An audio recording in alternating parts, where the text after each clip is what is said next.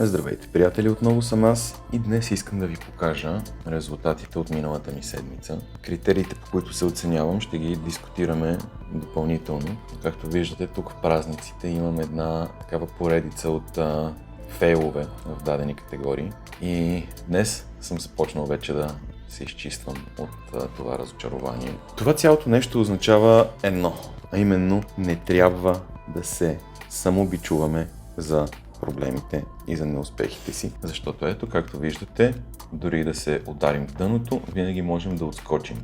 Тоест, урокът днес е падам, ставам, колкото пъти да падна, толкова пъти ще стана. До вечера се надявам да мога да ви апдейтна с едно стори, в което цялата графа за 13 април е, ако не win, то поне предимно win.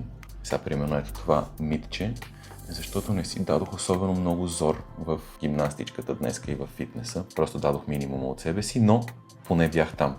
Защото, както виждате, последните 3 дни дори не отидох. Така че, по-добре нещо, отколкото нищо, по-добре прогрес. Независимо, че сме имали толкова много червено предната седмица, аз се стягам и не ми пречи да се изтупам и да се повдигна. Така че да, ако и вие сте имали покрай празниците спад в продуктивността и в целите си, спокойно, тук съм, пичове, обичам ви, благодаря ви и ако нещо, чуваме се.